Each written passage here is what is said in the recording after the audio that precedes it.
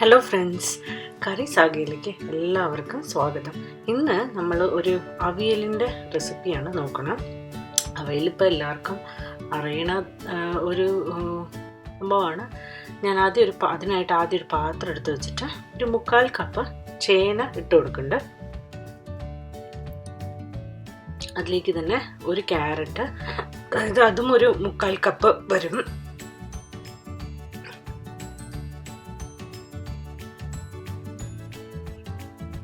മുക്കാൽ കപ്പോളം മുരിങ്ങക്കായ,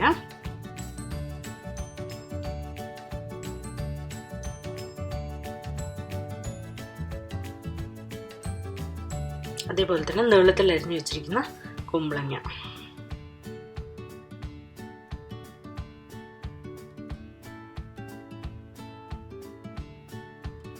അതിലേക്ക് ഒരു 1/2 കപ്പോ 1/4 കപ്പോളം വെള്ളം ഒഴിച്ചിട്ട് ഇതിന് വേവാൻ ആവശ്യമുള്ള വെള്ളം,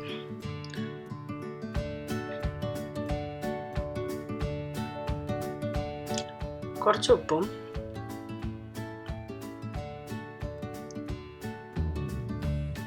പിന്നെ ഒരു 5-6 കറിവേപ്പില, ഒരു കൈപ്പിടി കറിവേപ്പിലയും ഒരു 1/4 ടീസ്പൂൺ മഞ്ഞൾപ്പൊടി ഇട്ടിട്ട് ഇത് നമുക്ക് അടച്ച് വേവാൻ വയ്ക്കാം.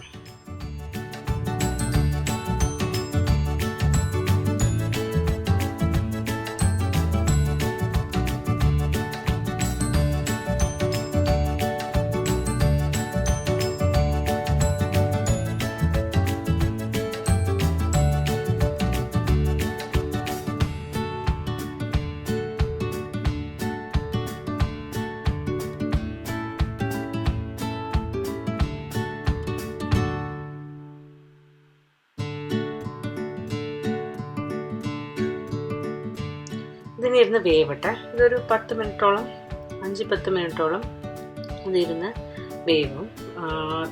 ഇതിലേക്ക് ഇതിൻ്റെ പാകം എന്ന് വെച്ച് കഴിഞ്ഞാൽ നിങ്ങൾക്ക് വന്നിട്ട് ആ സമയം കൊണ്ട് ഞാൻ ഒരു 1/4 കപ്പ് തേങ്ങയും ഒരു 5-6 പച്ചമുളകും കൂടെ അരച്ചെടുക്കാൻ പോവാണ്. നല്ല മഷി പോലെ അരയേണ്ട. അവിയലിന് കുറച്ചൊരു കടിക്കുന്ന ഭാഗത്തിന് തേങ്ങ ഉണ്ടാവണം. നന്നായിട്ട് അരയ്ക്കരുത്, മഷി പോലെ അരയ്ക്കരുത് അവിയലിന് എപ്പോഴും. പിന്നെ അതേപോലെ തന്നെ അവിയലിൻ്റെ കഷ്ണങ്ങൾ വെന്തുടഞ്ഞു പോകാൻ പാടില്ല. ഒരുവിധം കഷ്ണങ്ങളായിട്ട് തന്നെ കിടക്കണം. അതുകൊണ്ട് തന്നെ വെന്ത് ഉടച്ച് കളയരുത്. കുക്കറിലൊക്കെ ഇട്ട് കഴിഞ്ഞാൽ പെട്ടെന്ന് വെന്ത് പോവും.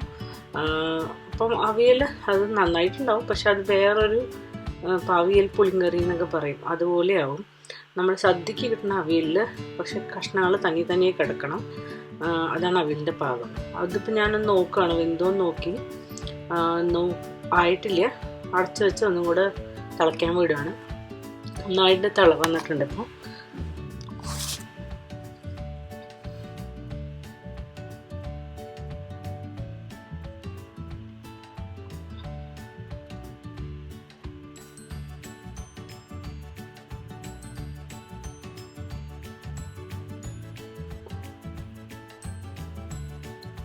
തുറന്ന് നോക്കുകയാണ്. നോക്കിയാൽ ഇപ്പോൾ ഒരുവിധം വെന്തിട്ടുണ്ട്. ഇനിയിപ്പോൾ അടച്ച് വെച്ച് വേവിക്കില്ല, കാരണം ഇനി അടച്ച് വെച്ച് വേവിച്ചാൽ ഇത് വെന്ത് കുഴഞ്ഞു പോവും. അതുകൊണ്ട് തന്നെ അടച്ച് വെച്ച് വേവിക്കില്ല. ഇനി തുറന്നിട്ടാണ് നമ്മൾ വേവിക്കാൻ പോകണം. വെള്ളം വറ്റിച്ചെടുക്കണമെന്ന്, അതിനാണ് തുറന്നിട്ട് വേവിക്കുന്നത്. നമ്മൾ ഇത്തിരി കുറുക്കിയിട്ടാണ് അവിയലിരിക്കുക. അവിയൽ നമുക്കിങ്ങനെ ഒരു കറി പോലെ ഇങ്ങനെ ഒഴിക്കാനുള്ളതല്ല, എപ്പോഴും ഒരു തൊടുകറി ഇല്ലെങ്കിൽ സൈഡ് ഡിഷ് ആണ്. അതുകൊണ്ട് തന്നെ കുറച്ച് കുറുകിയിരിക്കണം അവിയൽ. അതുകൊണ്ട് തന്നെ ഞാൻ ആ വെള്ളം വറ്റിക്കാനായിട്ട് തുറന്നിട്ട് വെച്ചിരിക്കുകയാണ്. നമ്മൾ അരപ്പിന് വേറെ ഒന്നും ആഡ് ചെയ്തിട്ടില്ല. അരപ്പിലേക്ക് ഒരു 1/4 കപ്പ് തേങ്ങയും 5-6 പച്ചമുളകും മാത്രമേ ഇട്ടിട്ടുള്ളൂ. മലബാർ ഭാഗത്തേക്ക് നോക്കിക്കഴിഞ്ഞാൽ, മലബാർ ഏരിയയിൽ സദ്യക്കാണെങ്കിലും നമ്മൾ സാധാരണ വയ്ക്കുന്ന അവിയലിലും നമ്മൾ കടുകോ ജീരകം വെളുത്തുള്ളി അങ്ങനത്തെ ഒന്നും ഇടില്ല. വെറും പച്ചമുളകും തേങ്ങയും മാത്രമേ അരയ്ക്കുള്ളൂ. നിങ്ങൾ ഒരു പ്രാവശ്യം അങ്ങനെ ചെയ്ത് നോക്കൂ, നന്നായിട്ടുണ്ടാവും. അപ്പോൾ അരപ്പ് ഞാൻ അരച്ചെടുത്തുകൊണ്ട് വന്നിട്ടുണ്ട്. വെള്ളം ഒരുവിധം വറ്റിയിട്ടുണ്ട്. അതുകൊണ്ട് തന്നെ ഞാൻ ഈ അരപ്പ് ഇതിലേക്ക് ചേർത്ത് കൊടുക്കുകയാണ്. എന്നിട്ട് നന്നായിട്ടൊന്ന് മിക്സ് ചെയ്ത് കൊടുക്കുക. അത് നമുക്ക് എല്ലാം കൂടെ നന്നായിട്ടൊന്ന് യോജിപ്പിച്ച് കൊടുക്കുക. ഇപ്പോൾ അരപ്പൊന്ന് തിളച്ച് ആ പച്ചമണം, തേങ്ങയുടെയൊക്കെ പച്ചമണം പോയിട്ട് ഒന്ന് ഇതുമായിട്ട് ചേരണം, എല്ലാ കഷ്ണങ്ങളിലായിട്ട് ചേർന്ന് കിടക്കണം. അതേമാതിരി കുറച്ച് വെള്ളത്തിൻ്റെ അംശം ഇനിയുണ്ട്, അതും ഒരുവിധം വറ്റിക്കണം. ഇതിപ്പോൾ ഒരു മീഡിയം ഫ്ലെയിമിലാണ് ഞാൻ ഇട്ട് കൊടുത്തിരിക്കുന്നത്. ഭയങ്കര ഹൈയിൽ വെക്കരുത്. തേങ്ങ ഇട്ടിട്ട് അത് ചിലപ്പോൾ പിരിഞ്ഞു പോവും ആ ഒരു തേങ്ങയുടെ. അതുകൊണ്ട് തന്നെ കുറച്ചൊരു ലോ ഫ്ലെയിമിലിടുക, ഇടയ്ക്കൊന്ന് ഇളക്കി കൊടുക്കുക.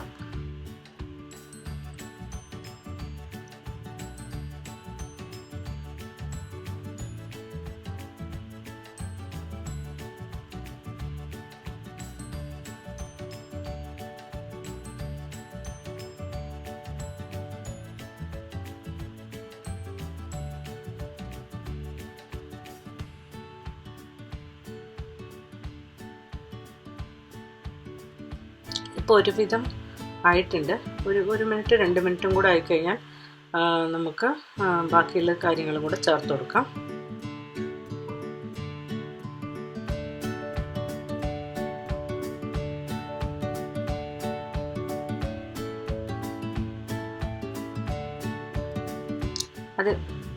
അതേപോലെ ഇതിലേക്ക് കായ, നമ്മളുടെ പച്ച നേന്ത്രക്കായയും ചേർത്ത് കൊടുക്കാം. എൻ്റെ കയ്യിലപ്പോൾ ഉണ്ടായിരുന്നില്ല, അതുകൊണ്ടാണ് ഞാൻ ചേർത്ത് കൊടുക്കാതിരുന്നത്. പൊതുവേ കായയും കൂടെ ഉണ്ടാവും, ചേനക്കായ, മുരിങ്ങക്കായ എല്ലാം ഉണ്ടാവും. ഇതിലേക്ക് ഇനി ഒരു 2 ടേബിൾ സ്പൂൺ തൈര്.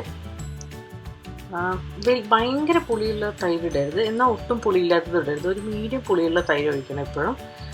ചെറിയൊരു പുളി ഉണ്ടാവും, വളരെ ചെറുതായിട്ട്. പക്ഷെ അത് പറഞ്ഞാൽ തന്നെ നല്ല പുളിച്ച് പോയ തൈര് ഒഴിക്കരുത്. ഒരു ചെറിയ പുളിയുള്ള തൈര് ഒഴിക്കുക. ഒരു 2 ടേബിൾ സ്പൂൺ, കൂടുതലൊന്നും ഒഴിക്കരുത്.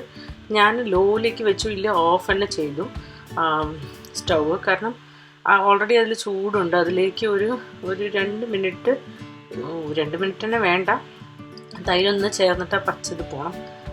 ഇതിപ്പോൾ ആയിട്ടുണ്ട്. ഞാൻ അതിലേക്ക് ഒരു ടേബിൾ സ്പൂൺ നല്ല പച്ച വെളിച്ചെണ്ണ ഒഴിച്ച് കൊടുക്കണം. ഞാനിവിടെ വെർജിൻ കോക്കനട്ട് ഓയിലാണ് ഒഴിച്ചു കൊടുക്കണം.